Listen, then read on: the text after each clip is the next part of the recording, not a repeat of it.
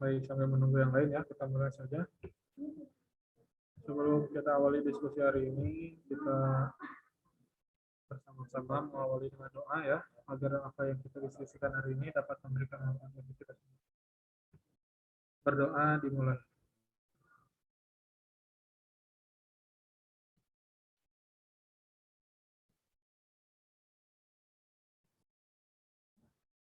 Amin. Berdoa selesai. Nah, hari ini masih Bapak yang presentasi ya. Silakan isi presensi, berarti pertemuan kedua. Kalau tidak salah sudah ada di grup ya, linknya ya. Silakan diisi. Nah, kemarin kelas B itu ada berapa kelompok ya?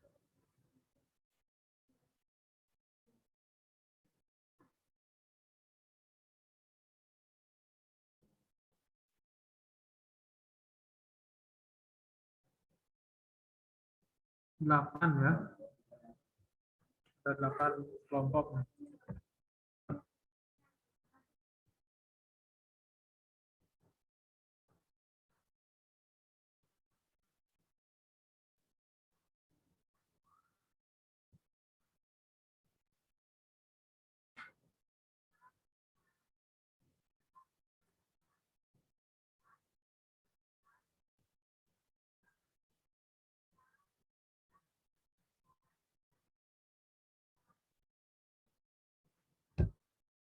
'Sudah terlihat belum?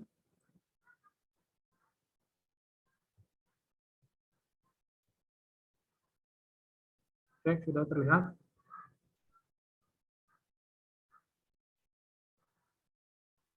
Sudah atau belum? Sudah, Pak.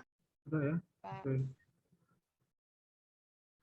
Nah, perkuliahan hari ini ya kita sesuaikan dengan edaran dari kampus bahwa perkuliahannya harus online karena beberapa ada yang terdampak COVID. Kita patuhi saja.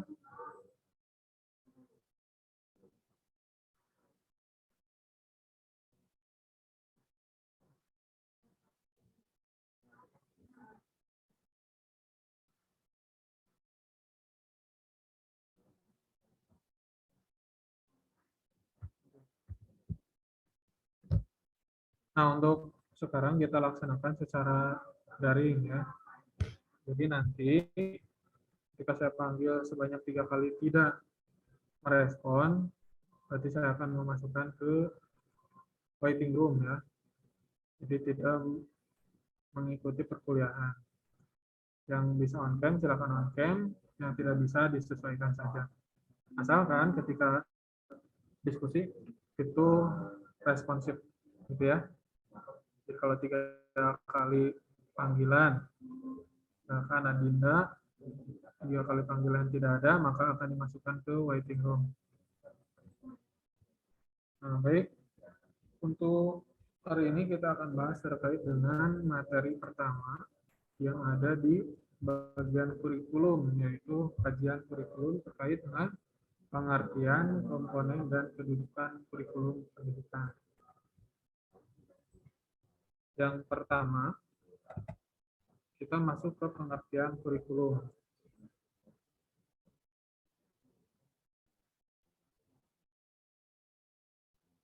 Coba Ardia Pramesti. Apa yang dimaksud dengan kurikulum? Ardia Pramesti.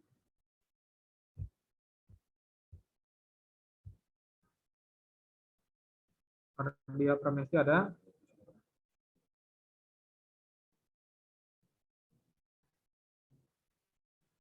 Halo, Ardia Pramesti ada?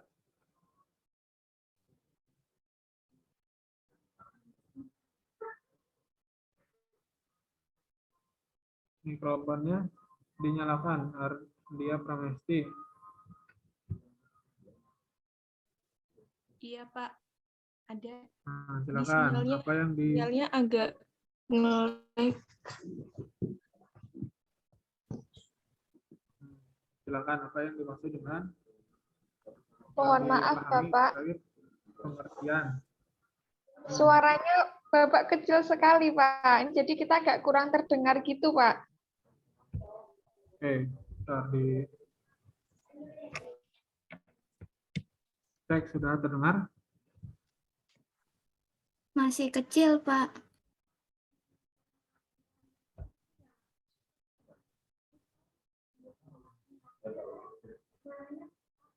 Cek, cek, sudah terdengar belum? Halo,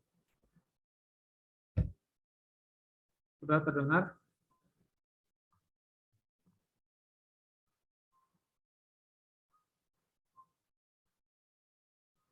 Nah ini terdengar tidak? Udah, Pak. Tapi masih kecil juga. Coba Adina terdengar atau masih kecil? Masih kecil.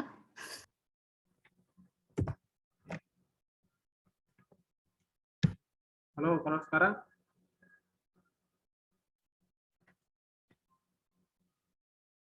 Ini udah full loh. Nah, ganti dulu audionya.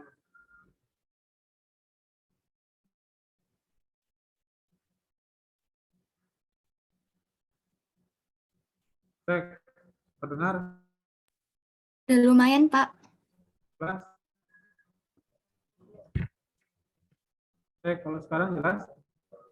Udah jelas. Jelas ya? Jelas, jelas?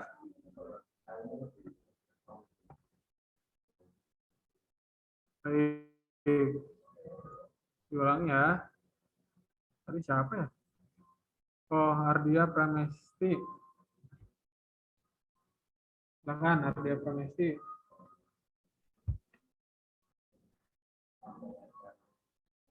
Kurikulum ya, Pak. Ya, Pengertian kurikulum ya, Pak. ya silakan. Kurikulum sendiri merupakan program pendidikan yang diberikan oleh suatu lembaga penyelenggara pendidikan yang mungkin berisi rancangan pembelajaran yang akan ditempuh peserta didik. Oke. Terdengar ya semua ya? Itu, Pak. Program atau rancangan yang dibuat oleh Terdengar. sudah terdengar. Program atau rancangan yang dibuat oleh penyelenggara pendidikan untuk dilaksanakan atau untuk digunakan oleh peserta didik. Itu menurut Ardia Pramesti. Sekarang pendapat kedua. Peserta didik. Oke. Pendapat kedua, Arif. Arif ada? Ada, Pak. Oke, silakan Arif.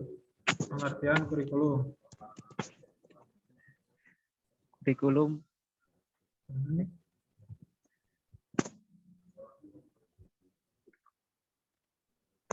ruang lingkup pembelajaran pada sekolah, Pak, atau kuliah. Oke. Singkat nih, ruang lingkup di sekolah atau di Atau perkuliahan. ya, Pak. Ruang lingkupnya apa? Pembelajaran. Pembelajaran, Pak. Ruang lingkup pembelajaran di sekolah ataupun di perkuliahan. Ya, Pak. Oke, kita lihat pendapat dari para ahli ya. Yang pertama, kurikulum ini diambil dari kata bahasa Inggris. Jadi kata serapan ya. Berasal dari kata kurikulum yang digunakan pada awalnya di dunia olahraga ya. Kurir atau pelari dan prere ya, tempat berpacu.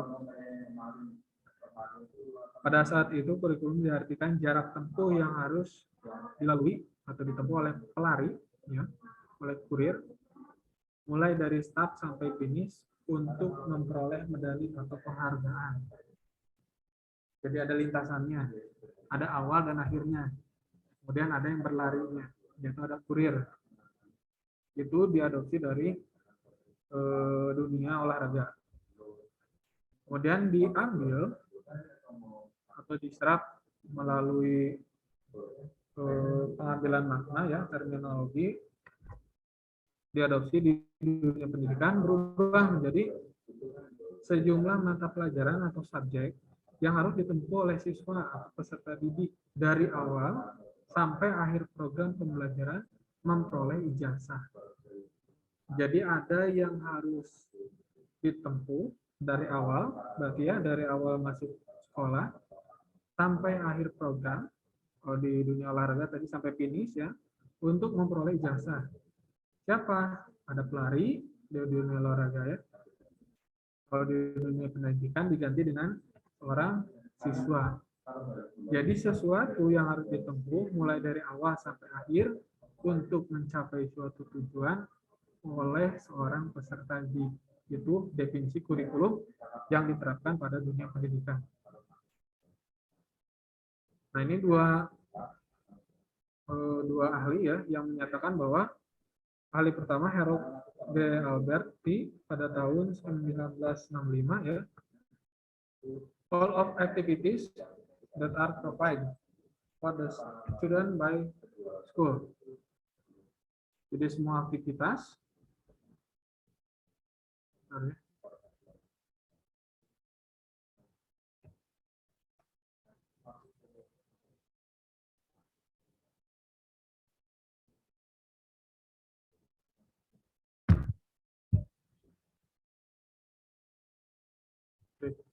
lanjutkan. Jadi semua aktivitas yang disyaratkan oleh atau untuk ya peserta didik atau siswa yang diinstruksikan oleh sekolah atau institusi pendidikan. Jadi apapun kegiatan pembelajaran, kegiatan yang berhubungan dengan siswa di sekolah, itulah yang disebut dengan kurikulum menurut Harold.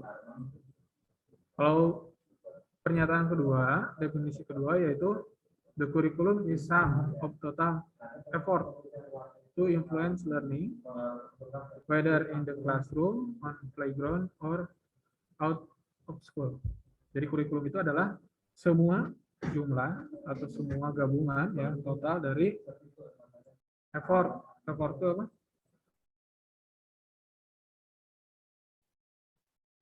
Usaha.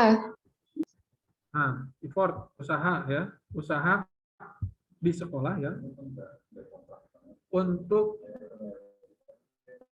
merangsang pembelajar baik itu di kelas, di dunia bermainnya ataupun bahkan di luar sekolah, itu adalah kurikulum. Jadi semua dirancang apa yang dilakukan siswa di kelas, di pembelajaran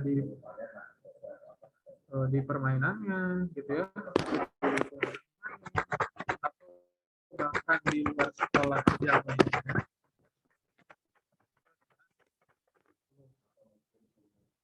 Jadi semua terancang, semua teratur, semua disengaja, semua di by design.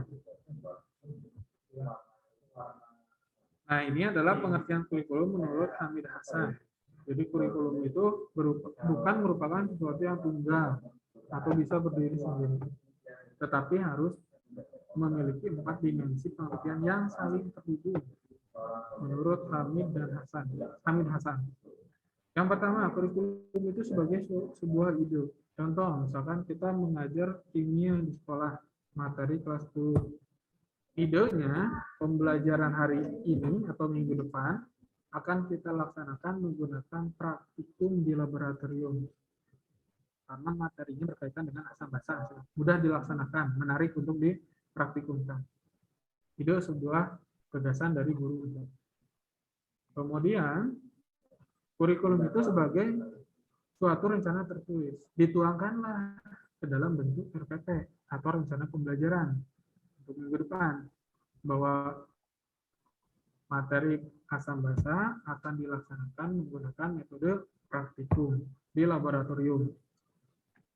Minggu depannya atau pada hari H kurikulum itu sebagai suatu implementasi. Diterapkanlah pembelajaran praktikum asam-basa di laboratorium untuk kelas 11. Kemudian kurikulum itu sebagai sebuah hasil. Bagaimana nih? Apakah siswa paham terkait materi asam-basa? Apakah siswa bisa melakukan titrasi asam-basa?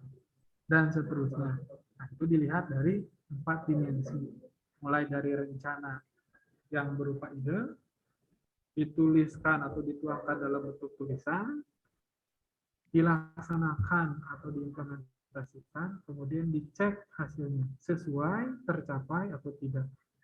Itu menurut Hamid Hasan. Jadi minimal ada 4 dimensi yang saling terhubung.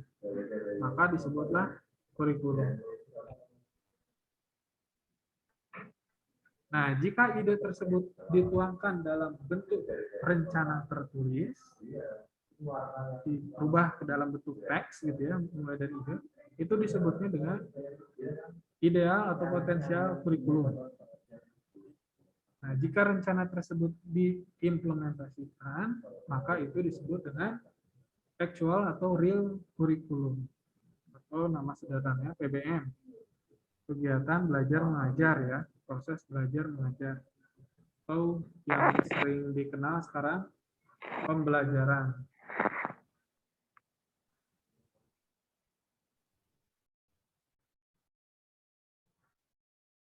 Oke. Kalau ide itu langsung diimplementasikan tanpa rencana tertulis, itu disebutnya hidden curriculum.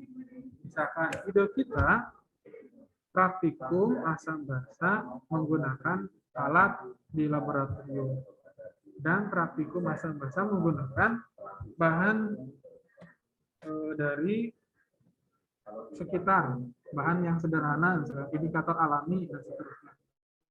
Nah, ternyata pada saat pelaksanaan di laboratorium ada bahan yang tidak ada atau tidak lengkap. Maka kita secara spontan mengganti dengan bahan yang lain atau menggunakan indikator alami misalnya. Tetapi itu di RPP tidak tertulis, tidak tertuang. Nah, itu disebutnya hidden curriculum. Bisa eksidental, bisa juga menyesuaikan dengan kondisi yang ada. Nah, barulah kita lihat hasilnya nanti. Apakah ide tersebut bisa mencapai tujuan, atau memerlukan perbaikan, atau justru dirubah cara implementasinya. Nah, itu disebut kurikulum, ya, yang dimensinya saling terhubung. Nah, kalau mengacu pada Sistem Pendidikan Nasional ya, nomor 2 tahun 1989, kurikulum adalah seperangkat rencana dan pengaturan mengenai isi dan bahan pelajaran serta cara yang digunakan sebagai pedoman penyelenggaraan kegiatan belajar mengajar atau kegiatan pembelajaran. Gitu ya. Jadi rencana berupa rencana dan pengaturan mengenai isi dan bahan pelajaran yang menjadikan dia sebagai pedoman pelaksanaan pembelajaran. Jadi memang didesain, memang dirancang, memang dipersiapkan apa yang akan dicapai, apa yang akan dipelajari, bagaimana caranya, kemudian bagaimana hasilnya. Itu disebut dengan kurikulum. Jadi semua harus dirancang berdasarkan ide yang dituliskan dalam bentuk rencana tertulis. Masuk ke komponen kurikulum. Sebelum itu, saya akan nanya yang pertama ke Gesa Salutri. Apa yang dipahami terkait dengan pengertian kurikulum? Masih mute, Gesa Salutri. Coba apa yang dipahami terkait dengan pengertian kurikulum? Yang tadi saya pahami itu sebuah pedoman buat pada kegiatan pembelajaran biar pembelajaran itu mencapai tujuan. Oke, sebuah pedoman ya yang akan digunakan dalam pembelajaran agar mencapai sebuah tujuan. Pedoman untuk siapa? Untuk guru atau untuk peserta didik? Pedomannya itu untuk siapa? Untuk guru, untuk peserta didik? Untuk keduanya, guru dan peserta didik. Oke, betul ya. Jadi pedomannya bukan hanya untuk guru, tetapi juga untuk peserta didik. Pendapat kedua.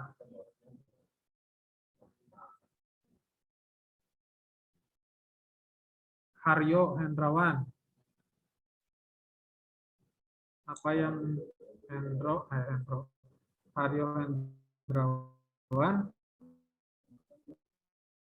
pahami terkait pengertian kurikulum? Kurikulum adalah sejumlah rencana dan aturan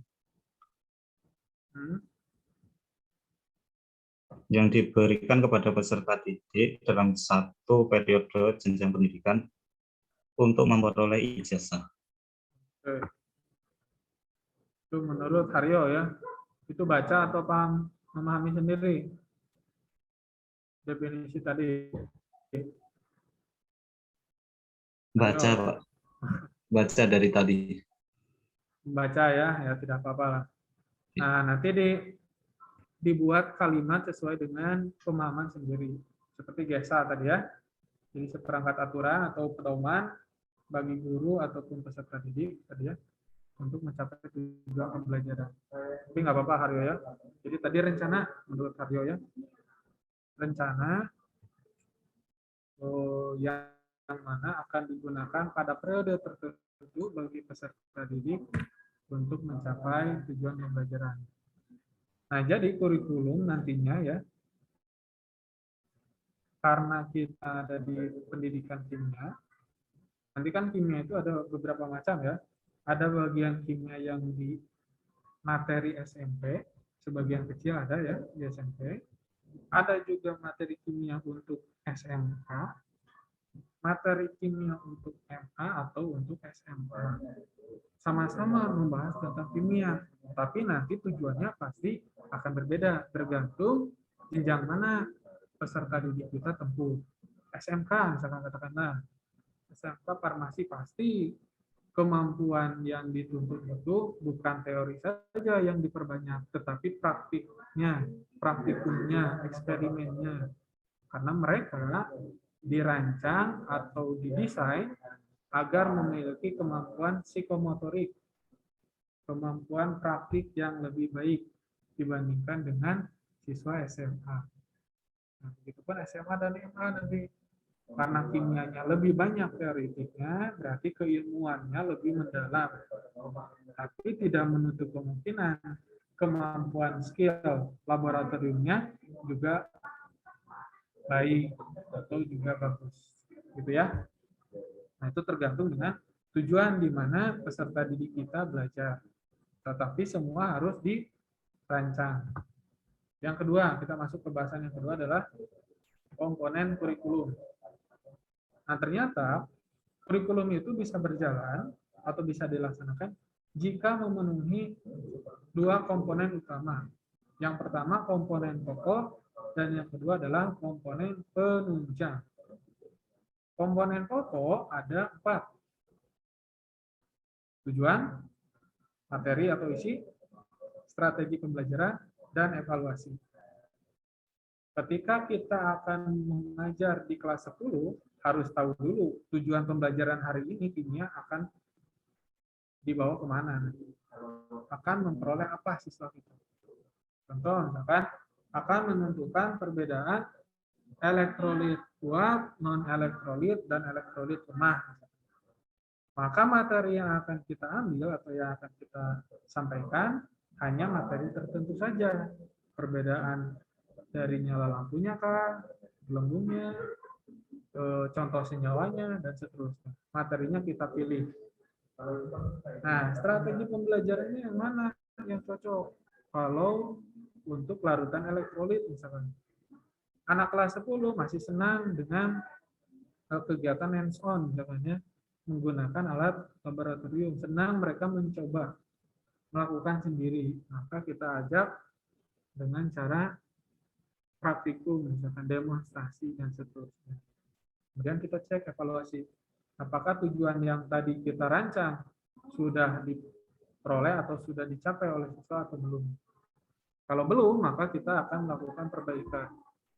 Kalau perbaikan itu memungkinkan, langsung di kelas tersebut atau di kelas yang lain yang akan menerima materi yang sama. Kemudian yang kedua, komponen penunjang. Yang pertama, sistem administrasi dan supervisi.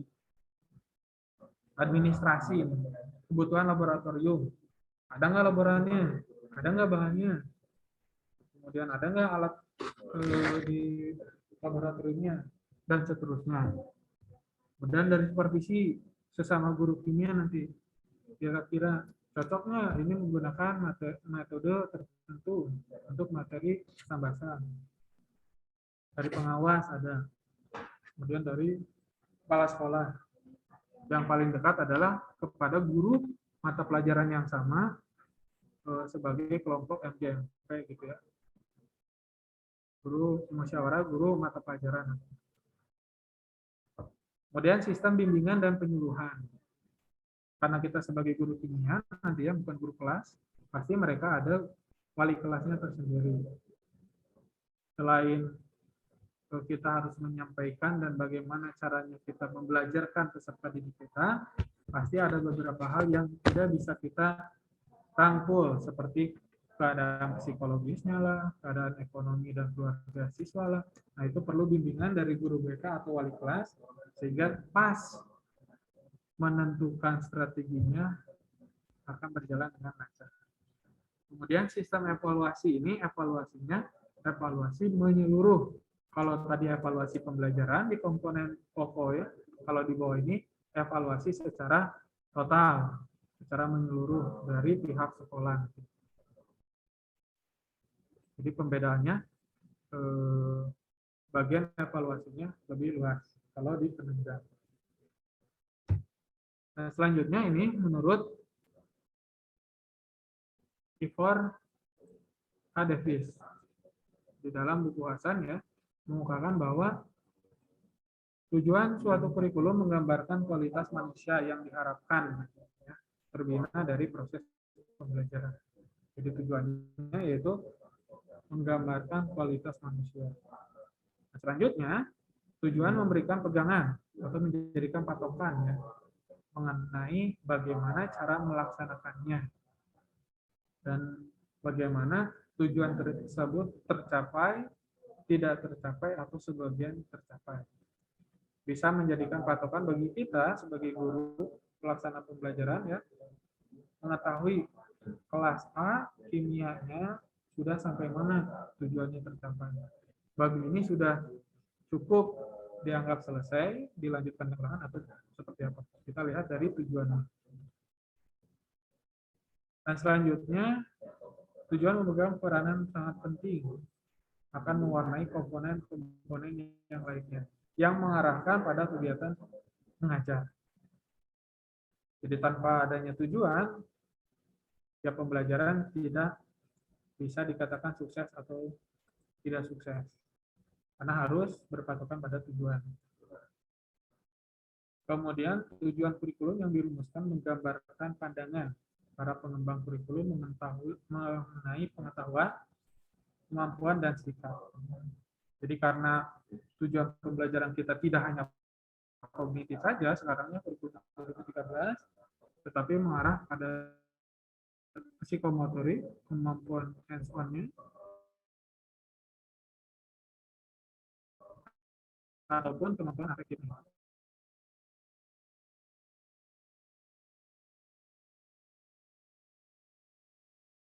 Ataupun kemampuan afektifnya kepada sikap. Nah, sikap jelas saya ingin tahu.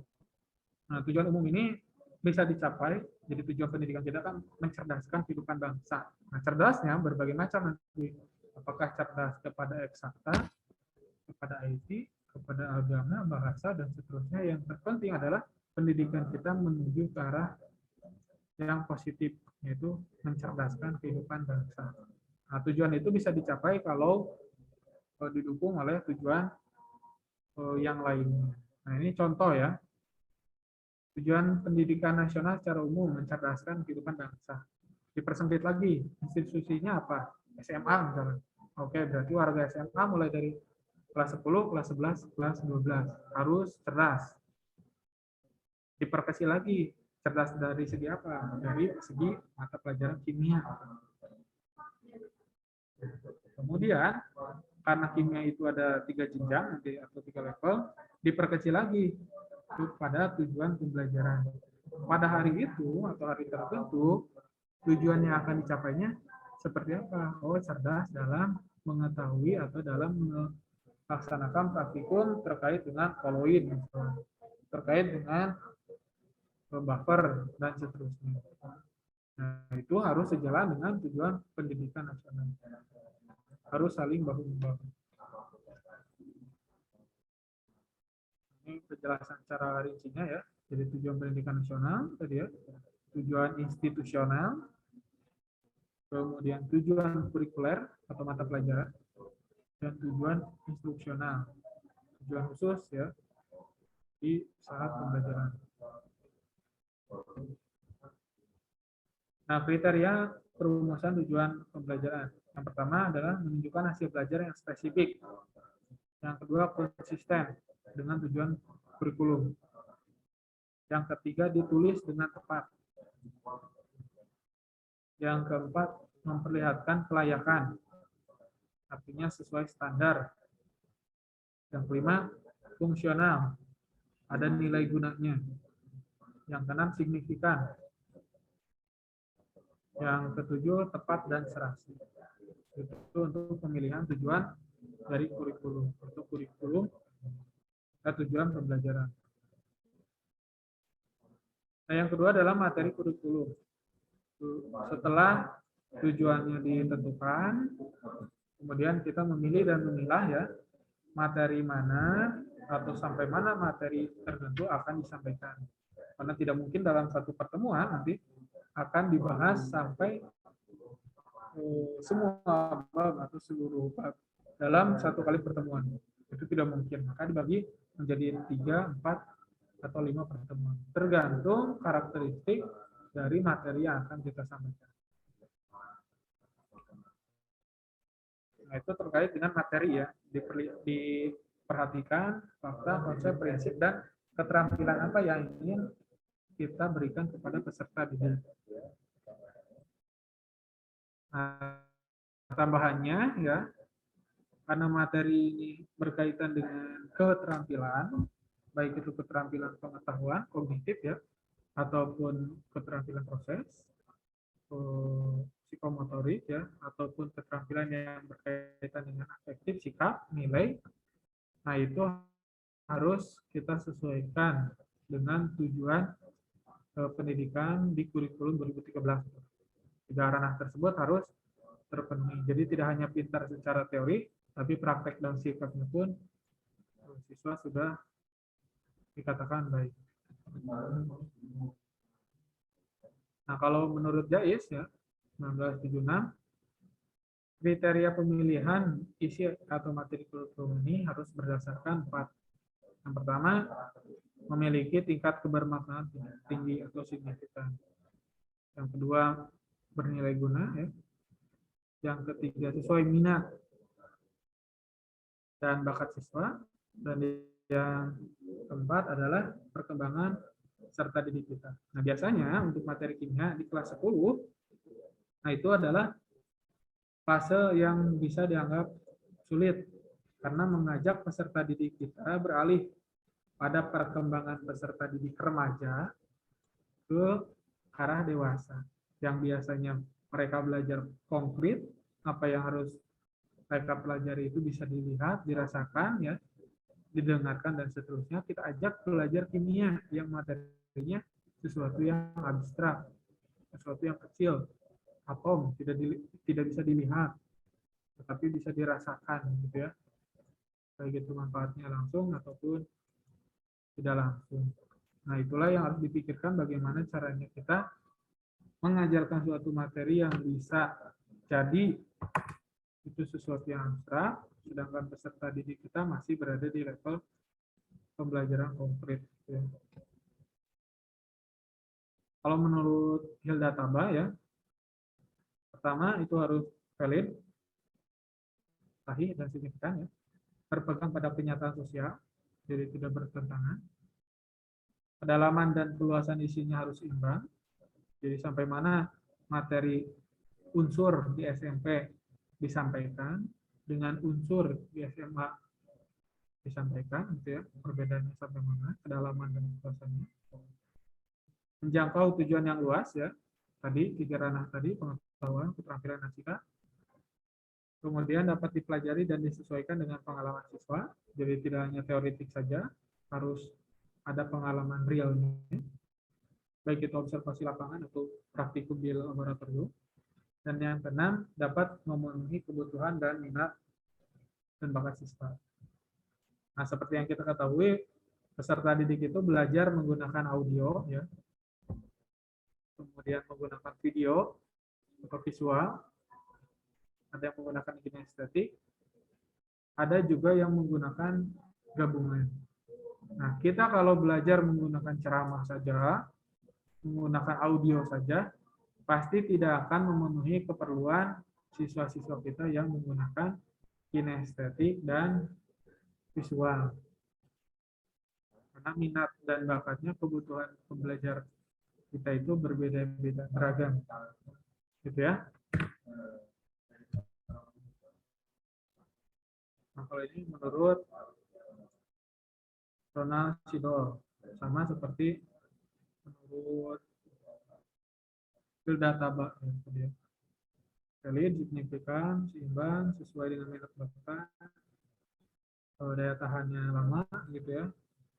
Hubungan logis dengan ide dasar, sesuai dengan kemampuan siswa, kemungkinan menjelaskan bahan tersebut didukung dengan ilmu pengetahuan yang baik. Nah, selanjutnya strategi pembelajaran. Nah, ini cara ya bagaimana kita mengajarkan sesuatu, mengajarkan kimia di SMA. Kita harus merancang menggunakan strategi tertentu. Problem based learning, project based learning, inquiry, kemudian praktikum dan seterusnya ya. Itu dirancang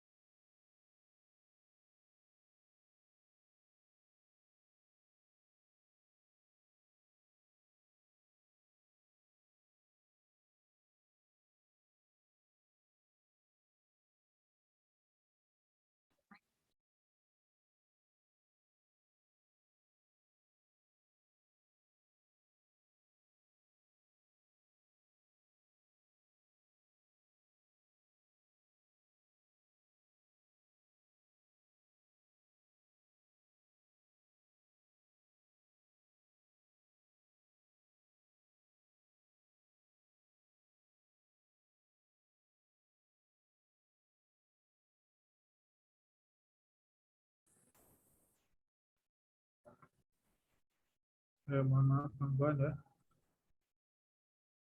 Kita lanjutkan.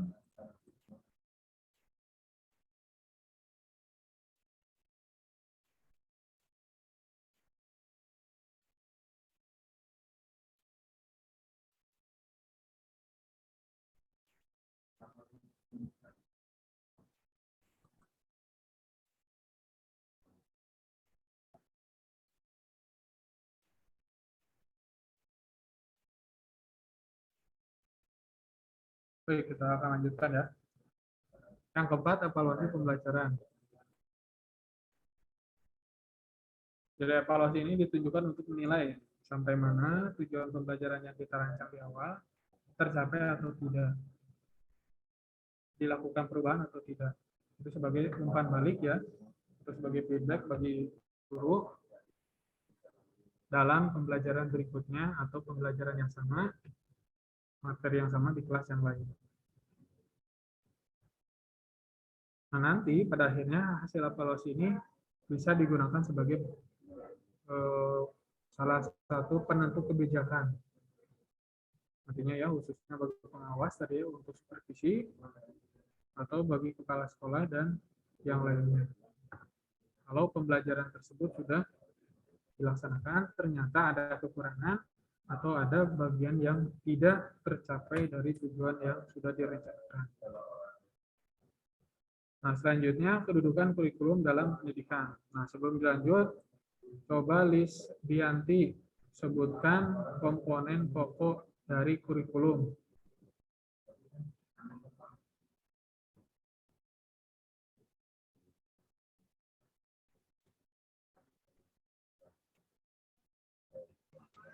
Tujuan, Satu, tujuan. Dua, materi,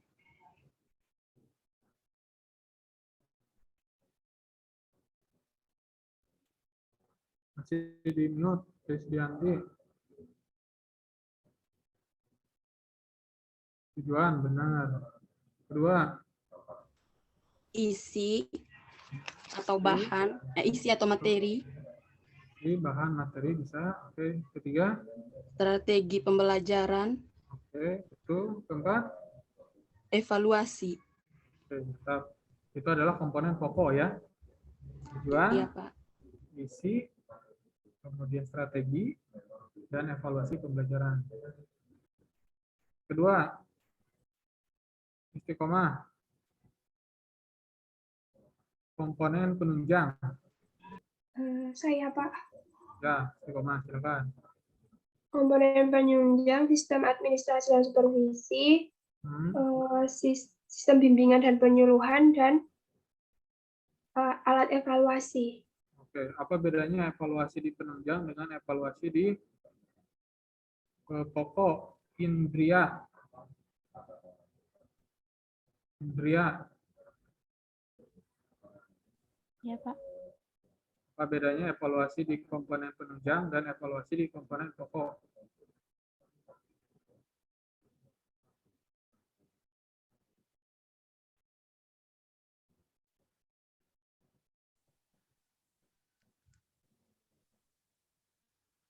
Tujuan dan caranya.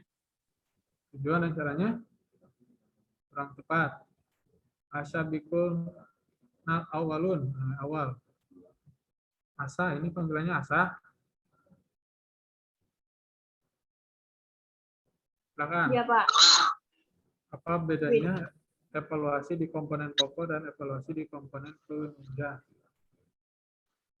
Kalau pada evaluasi itu untuk mengetahui apakah tujuan yang dirancang itu sudah bisa diterima atau belum. Kalau yang penunjang itu dari semua sistem administrasi dan strategi dan sistem pengembangannya itu sudah terlaksana atau belum. Gitu. Oke. Jadi bedanya betul ya. Bedanya di evaluasi di komponen pokok itu sudah sampai mana tujuan itu tercapai ya di dalam pembelajaran. Kalau evaluasi di komponen penunjang, apakah itu akan dilaksanakan atau dirubah untuk pembelajaran yang berikutnya. Gitu ya. Jadi pembelajaran yang sudah tercapai atau belum. Nah, itu ada di evaluasi pembelajaran pada komponen pokok.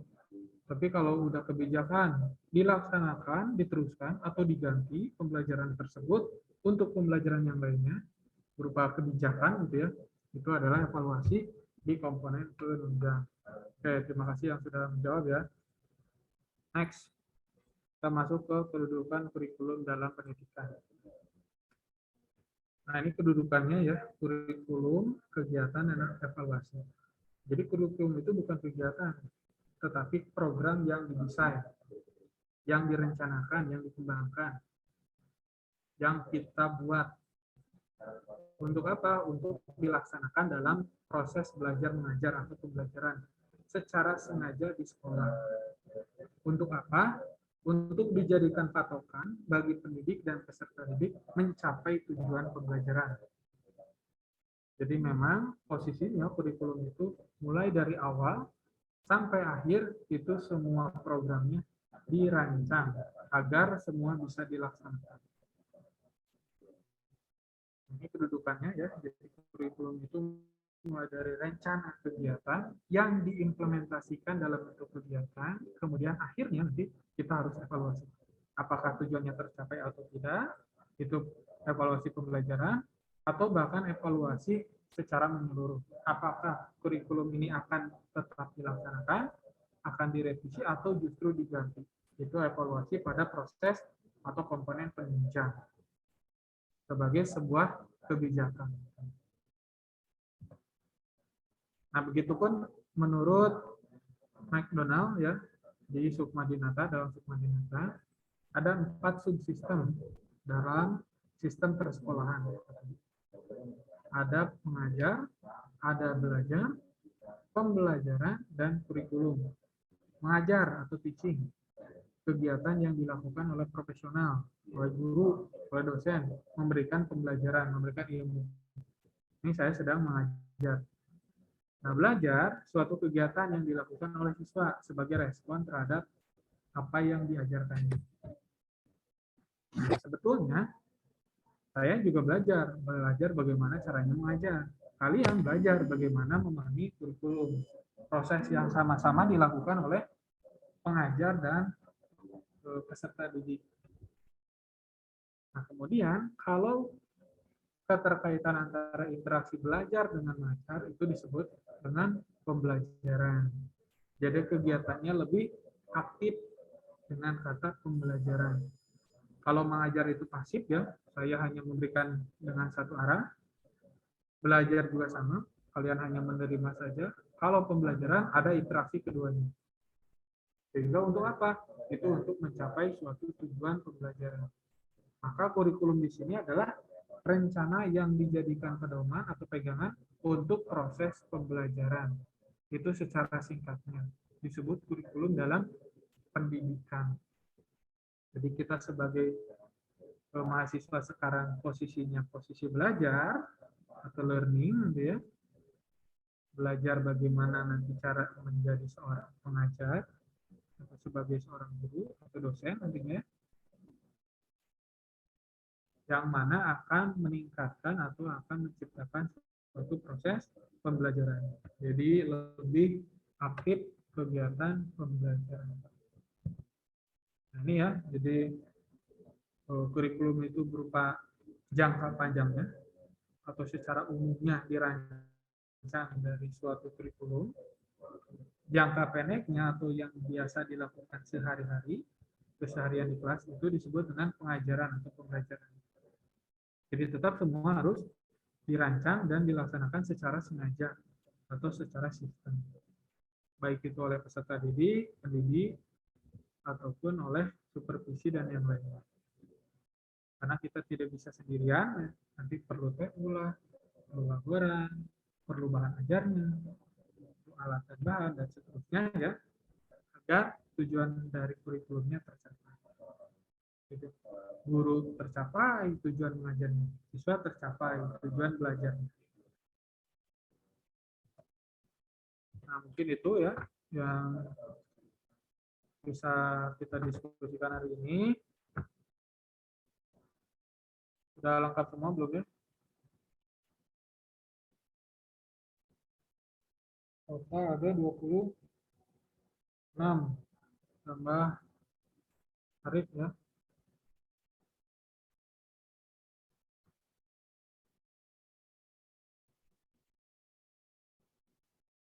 Nah, silakan yang belum absen ya. Isi dulu kolom presensinya.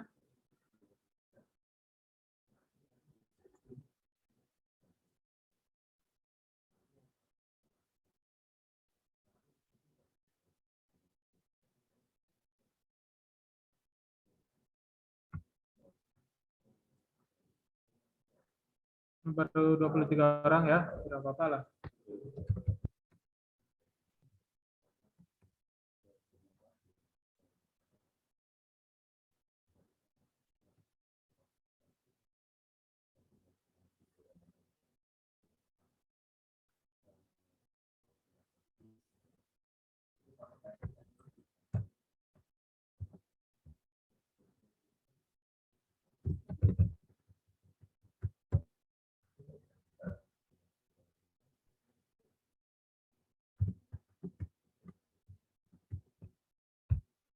Nah, silakan buka. Hari ini kita akan melaksanakan kuis ya. Kuis untuk pertemuan pertama. Kita sudah simpan linknya di kolom chat. Jadi linknya tidak boleh disebar kemanapun.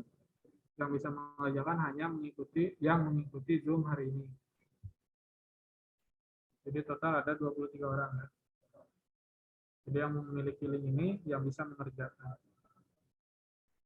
Silakan diklik. Tapi jangan dulu dikerjakan ya.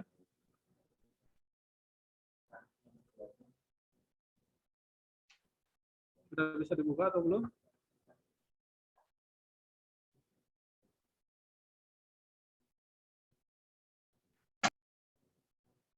Sudah bisa dibuka linknya atau belum? Udah, Pak. Sudah, Pak. Sudah? Ntar jangan dulu dikerjakan.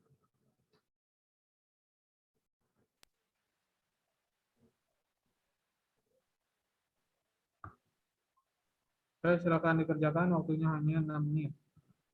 Mohon maaf, Pak, yang tidak bisa masuk Zoom gimana? Tidak apa-apa. Alasannya Karena kenapa? ada beberapa mahasiswa yang ini terkendala jaringannya, Pak. Oke, boleh dikirimkan Japri saja.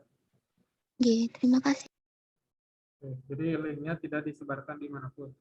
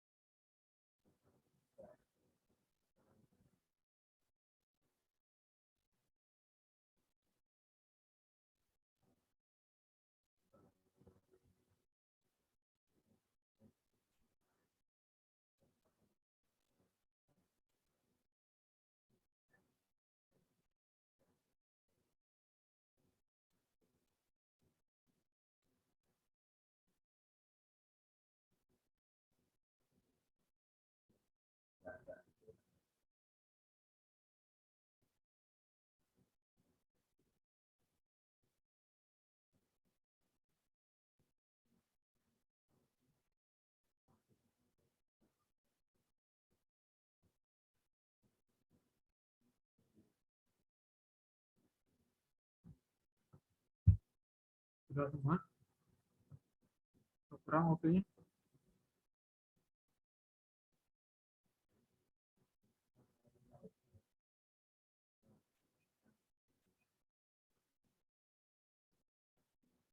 Waktunya kurang? Cukup?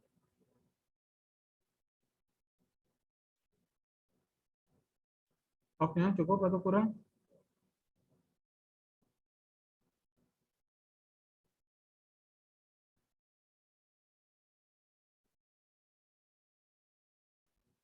Sudah semua? Mas Sabila sudah? Oke, cukup berarti ya.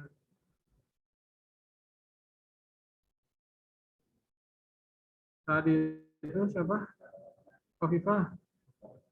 Yang tidak tergabung di Zoom sudah dikasih tahu ya? Yes, sudah Bapak, tapi centang satu. Ini Oke. Menanyakan ada batas waktunya tidak ada. Kalau minta kelonggaran bisa apa tidak itu Bapak? Ada sampai jam 12.00 hari ini. Nanti Oh, akan ini. ditutup otomatis ya. Oke Pak, terima kasih.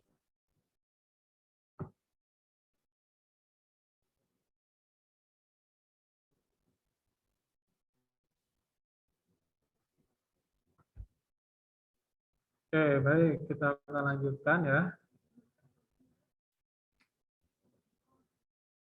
Link presensi ada di deskripsi grup ya.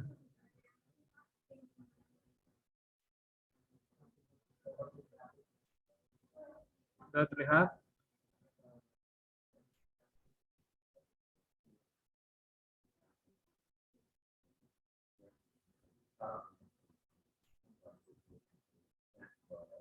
Sudah terlihat belum ya? Sudah, Pak. Sudah ya? Baik. Nah, karena kelompok ini hanya sampai kelompok 8 ya. Nah, ini pembagiannya ya. Pembagian tema per kelompok. Yang pertama, tema tentang pengembangan buku modul e-book. Ini untuk kelompok 8. Kedua, tentang praktikum ya. Baik itu pelaksanaan praktikum, mengembangkan praktikum, atau modifikasi praktikum gitu ya. Itu oleh kelompok 1. Nah, untuk kelompok 6, dicoba dulu mencari materi tentang lembar kerja peserta didik atau LKS. Ya. Kalau tidak ada, nanti bisa diganti dengan yang lain. Tapi untuk minggu ini dicoba dulu mencari terkait artikel atau jurnal LKPD. Keempat, ini untuk kelompok 6 ya. Kelompok 6. Terus yang keempat soal HOTS, itu oleh kelompok 4. Kelompok 5 terkait dengan soal miskonsepsi, ataupun terkait dengan miskonsepsinya. Kelompok 2. Selanjutnya video pembelajaran, itu oleh kelompok 7. Aplikasi tidak ada ya. Ini bisa jadi untuk kelompok 3 yang diganti nanti. Selanjutnya media, alat peraga dalam pembelajaran, itu oleh kelompok 3. Selanjutnya pengaruh, model, metode, strategi, dan seterusnya dalam pembelajaran oleh kelompok 5. Jadi itu ya, kelompok 1 sampai kelompok 8 sudah ditentukan tema per kelompok. Nah, dari tema ini, apa yang harus kalian lakukan? Yaitu tugas individu. Mencari 10 jurnal internasional atau terindeks Scopus yang rentangnya 10 tahun terakhir. Jurnal apa yang dicari? Jurnal yang berhubungan dengan tema masing-masing. Jadi contoh, Bapak contohkan ya. Kelompok pertama terkait dengan praktikum. Anggota kelompoknya Adinda, misalkan Asya, dan Iswatul Umah. Berarti tugas Adinda nanti mencari 10 jurnal Scopus yang berbeda, yang tidak boleh digunakan lagi oleh Asya dan siswatul ummah. Nanti Adinda memberitahukan kepada anggota kelompok yang lain bahwa 10 jurnal yang akan digunakan adalah ini. Nah, maka Asya dan siswatul ummah tahu, oh jurnal itu tidak akan digunakan oleh mereka berdua. Jadi semuanya menganalisis jurnal yang berbeda. Begitupun dengan kelas A nanti. Ya. Nanti cek di kelas A siapa yang kebagian praktikum dan seterusnya. Nah, itu berarti tidak boleh kita gunakan lagi. Karena ini rentangnya sangat lama, 10 tahun terakhir. Pasti banyak jurnal yang keluar ya. Nah, kemudian apa yang akan kalian lakukan untuk minggu depan? Ini yang berwarna merah. Kita akan menganalisis pendahuluan dan teori. Ini untuk minggu depan. Minggu depannya lagi metodologi dan pembahasan. Minggu depannya lagi adalah kesimpulan dan persamaan dan perbedaan dari 10 jurnal tersebut. Jadi tugas kalian adalah mencari 10 jurnal dan untuk minggu depan menganalisis bab pendahuluan dan bab kajian teorinya.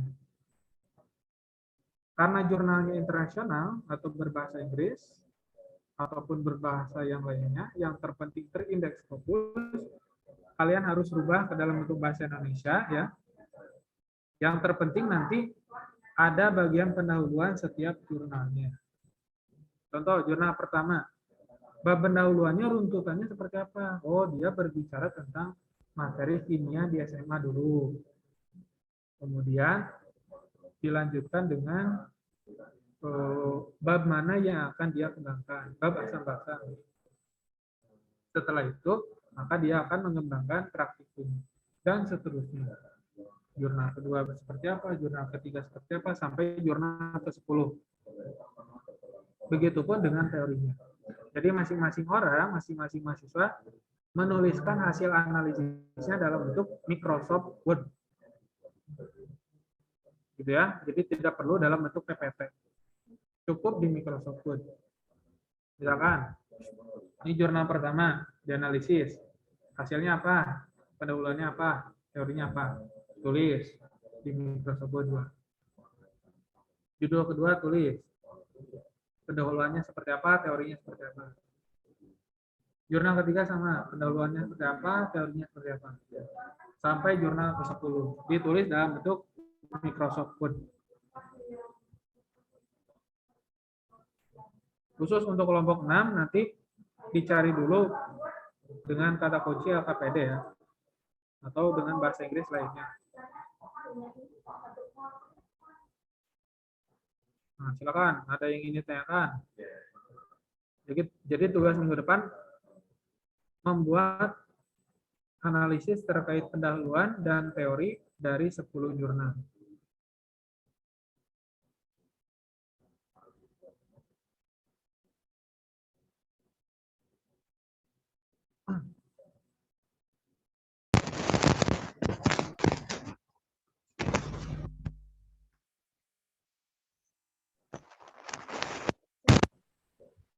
Silakan, ada yang ingin ditanyakan?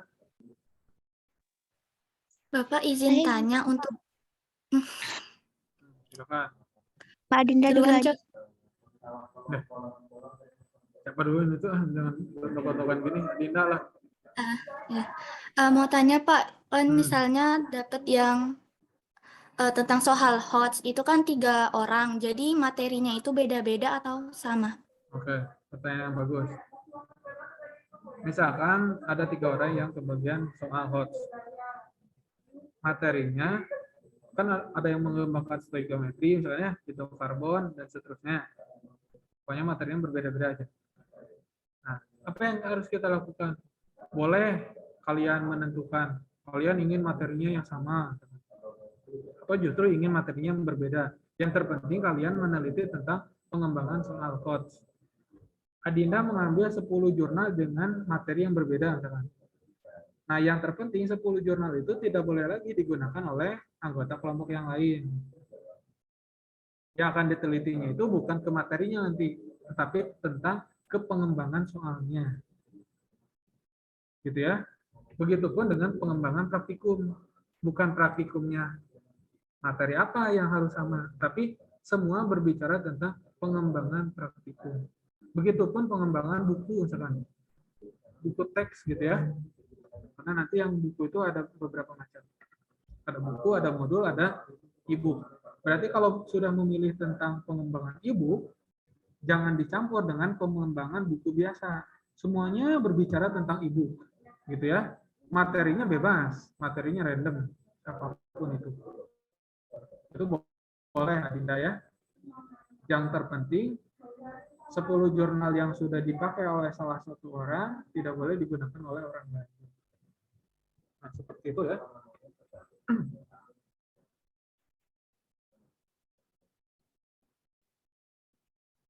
Gimana, Adinda? Ya Pak, makasih sudah paham. Selanjutnya, tadi siapa? Hovifah ya?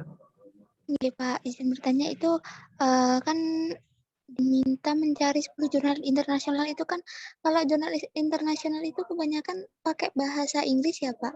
Itu terus kalau udah dapet gitu di ini ya Pak, apa Maksudnya? ditranslate gitu ya Pak?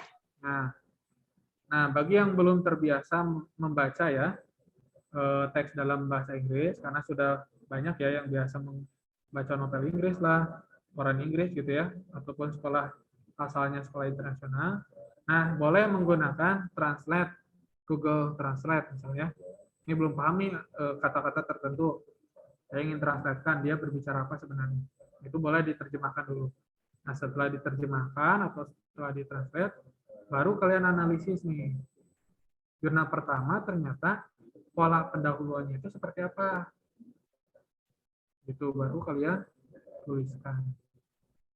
Jadi tidak hanya translate langsung ya, bab 1 atau bab pendahuluan di jurnal pertama langsung ditranslate dari Google Translate, langsung dikopikan ke tugasnya. Jangan. Baca lagi nanti. Ada yang tidak sesuai enggak? Karena di kimia ada kata solution. Solution itu artinya apa? Solution. Di kimia. Apa bahasa Indonesianya solution?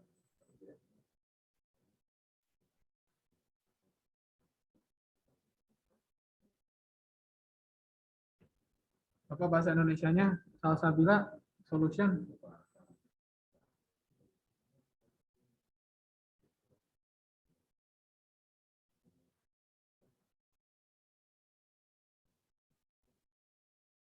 Oke, kalau Salsabila solution artinya apa? Solusi, Pak. Solusi. Faiz.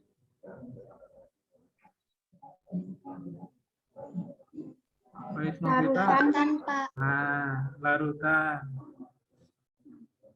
Nah, nanti dicek konteks yang dimaksud, solution di sana mengacu ke solusi yang dimaksud untuk pemecahan masalah atau berbicara tentang materi larutan.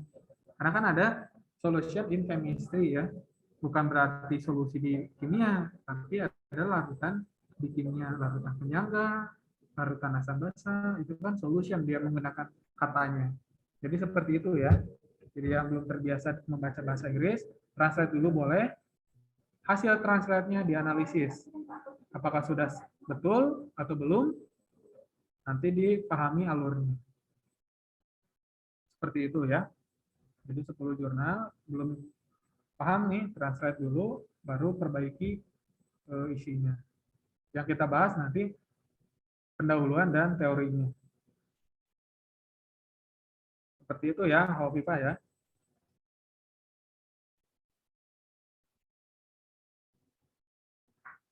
Silakan dari yang lainnya. Pak, izin bertanya, Pak. Ya, silakan Faiz.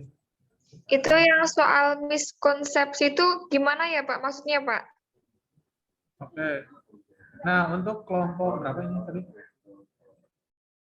Kelompok 2, Pak.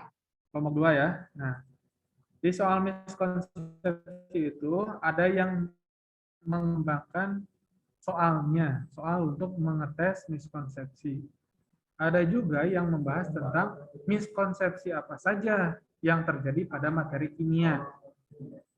Nah, jadi bisa kelompok 2 itu mencari apakah membicarakan tentang bagaimana membuat soal miskonsepsi atau membicarakan tentang miskonsepsi pada siswa itu saja. Para Bapak terdengar nggak ya? Halo?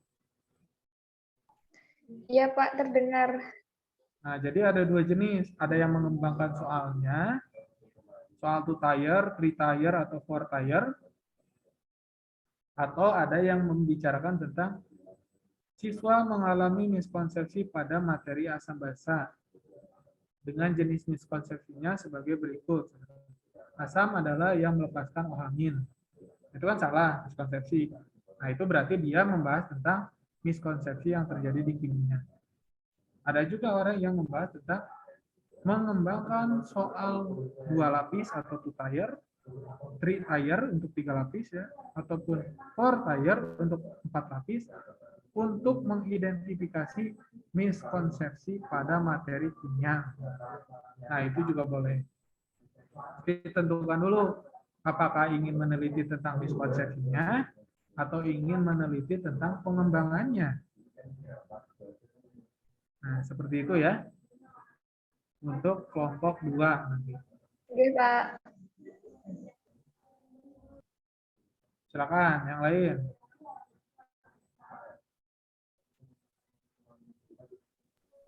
Pak, izin bertanya.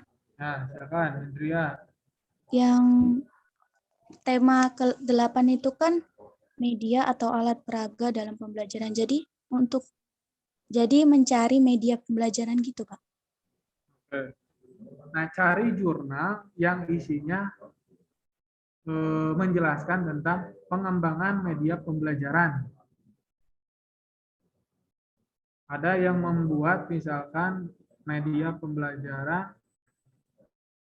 kartu remi untuk memahami misalkan ya, ataupun kartu yang lain untuk memahami tata nama misalkan. Nah, jadi kita cari jurnalnya, bukan cari medianya. Jadi cari jurnal yang membahas tentang pengembangan media. Seperti itu ya, Indria ya. Baik, Pak. Terima kasih. Begitupun dengan praktikum. Bukan mencari praktikumnya, tapi mencari jurnal yang membahas tentang praktikum. Seperti itu ya. Begitupun dengan modul. Bukan mencari modul kimia, tapi mencari jurnal yang membicarakan tentang pengembangan modul kimia.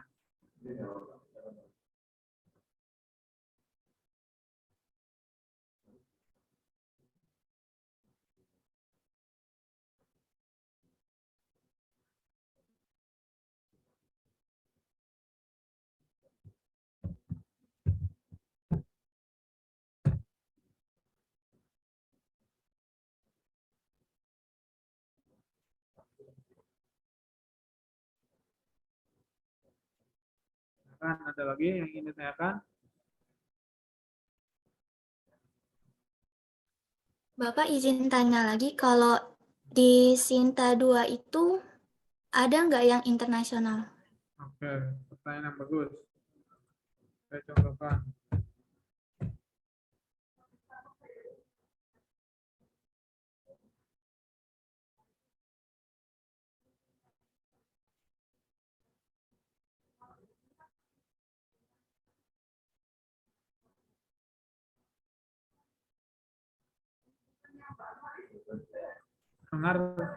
Terdengar, terlihat nggak? Terlihat? Terlihat, Pak. Kita mencoba mencari jurnal. Kalian bisa melakukan cara seperti ini. Ketik jurnal Sinta. Nih, muncul ya.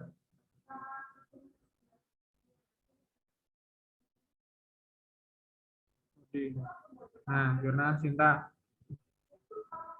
Ini kan ada Sinta 1, 2, 3, 4, 5, 6. Semakin nomornya kecil adalah semakin bagus jurnal tersebut.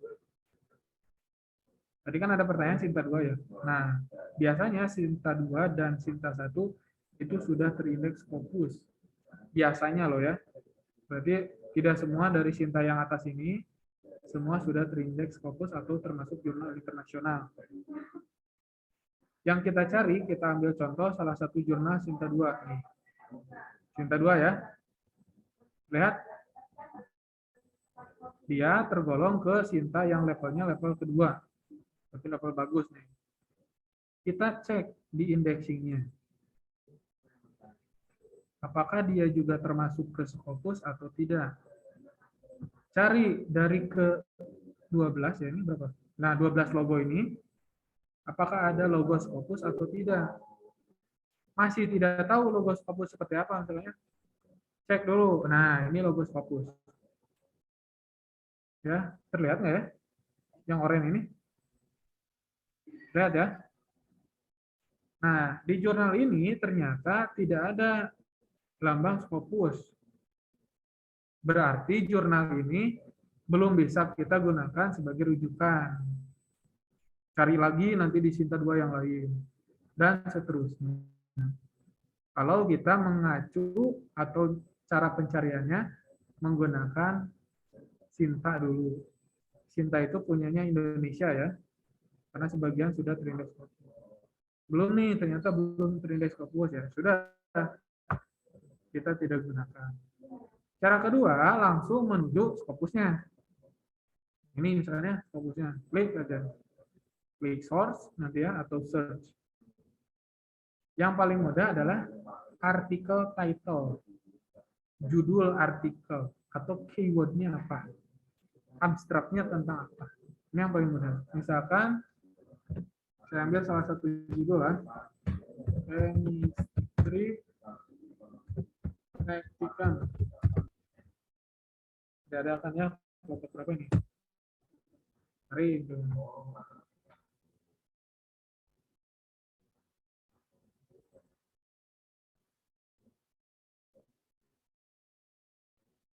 Nah, salah ya tipe.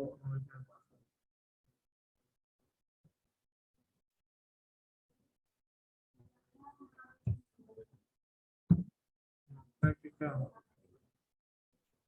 Nah,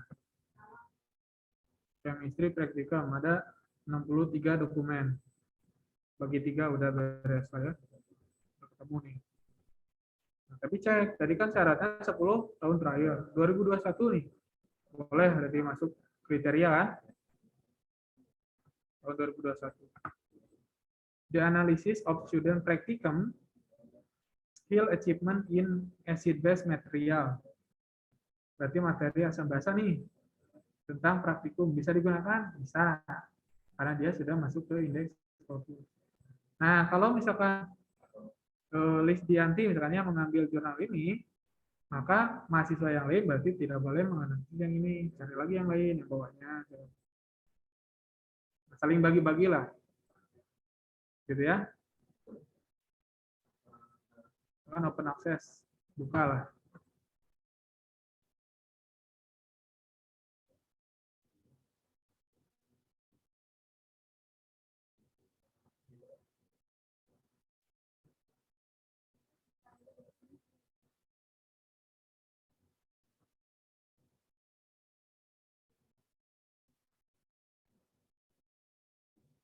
Nah, ini abstraknya nanti the analysis of student practicum. Bla bla bla. Gitu ya. Kemudian download. Ataupun bisa copy DOI-nya. Sudah tahu cara download di Scopus?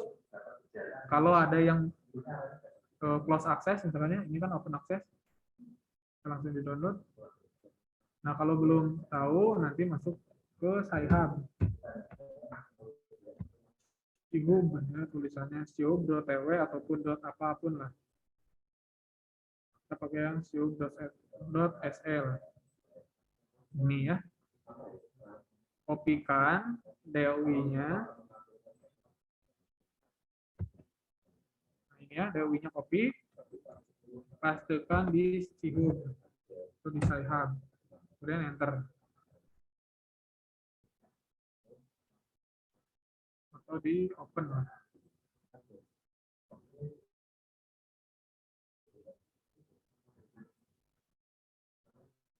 Saya ulang lagi aja.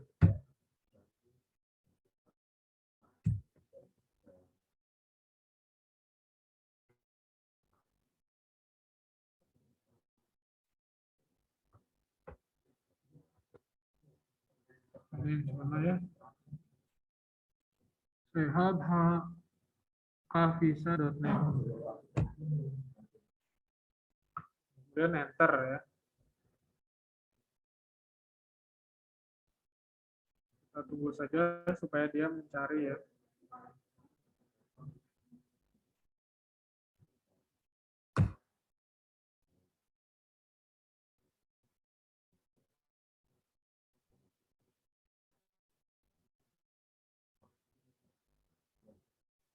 Nah, internetnya lama nih.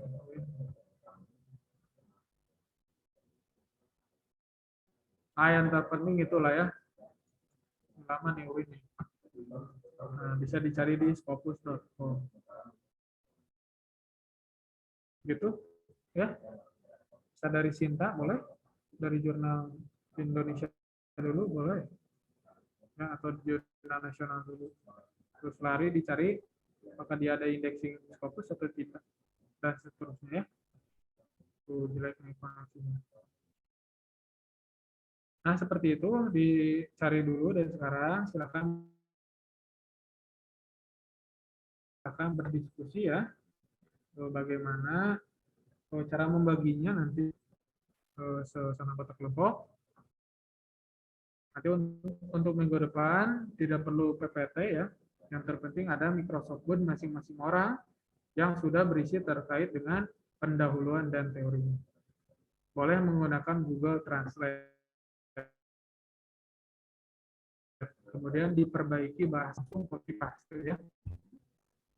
Seperti itu ya. Silakan ada yang ingin ditanyakan.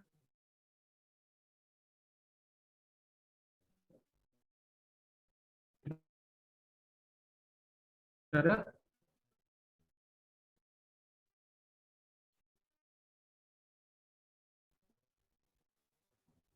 Halo, cek.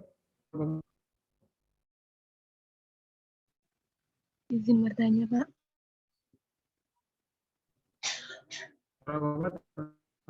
Ya. Untuk jurnal yang Nur. bagian praktikum itu, apakah harus berkaitan dengan materi kimia, Pak? Oke. Nah, yang kita cari semua berkaitan dengan kimia dulu ya. Kalau misalkan memang setelah dibagi-bagi sesama anggotanya tidak menemukan lagi gitulah ya, bolehlah menggunakan materi lain. Tapi alangkah lebih baiknya semua berkaitan dengan kimia, materi kimia. Baik itu kimia sekolah ya, kimia untuk SMA, SMP, dan seterusnya, ataupun kimia perguruan tinggi nantinya. Kita cari dulu yang berkaitan dengan kimia ya, nomor Polisa ya. Baik, Pak. Terima kasih. Oke. Silakan, ada lagi? Tidak ada? Coba Hasna Hanifah rangkum apa tugas minggu depan.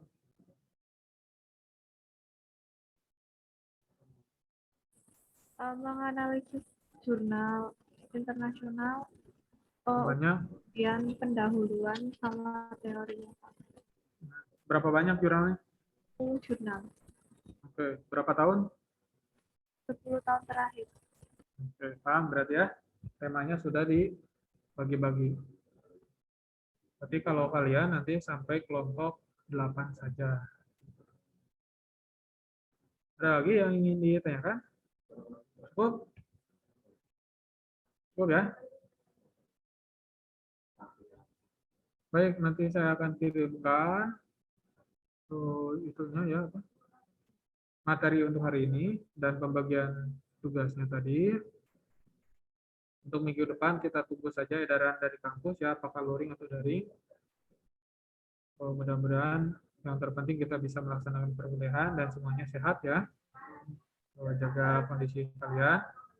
Karena sebentar lagi memasuki bulan suci Ramadan gitu ya. Baik, kalau tidak ada yang ingin ditanyakan lagi, kita akhiri bersama-sama. Ya, silakan Afifah. Mohon maaf kalau untuk minggu depannya dijadikan satu digabung sama kelas A, apakah bisa? Kalau semisal masih daring? Bisa, kemungkinan besar tuh, tapi jamnya jam kelas B yang bisa itu, karena ada satu mahasiswa yang tidak bisa ya, Arif, kalau di jam 7. Kecuali nanti Arif bisa, berarti kita bisa sama-sama jam 7. Karena kelas A kalau tidak salah jam 10-nya itu ada kuliah ya. Ada yang mengambil perencanaan. Ada kuliah. Nah, seperti itu ya. Soalnya barusan itu tabrakan sama kelas A, aplikasi Zoom-nya itu dipakai kelas B gitu. Oh, nggak apa-apa sebetulnya kalau aplikasi Zoom ya. Gunakan yang saya saja nanti kalau memang kita daring ya dan terpisah. Tapi kita jadwalkan saja supaya tidak bentrok ya dengan mata kuliah yang lain. Kelas A tetap jam 7, kelas B jam segini ya. Kalau ada kendala dengan Zoom, nanti bisa menggunakan Zoom yang saya saja. Gitu ya. Oke, Pak, terima kasih. Oke, sama-sama. Nah, nanti kalau misalkan daring dan disatukan, kita informasikan di grup melalui itu ya, penanggung jawab mata kuliah. Silakan, ada lagi?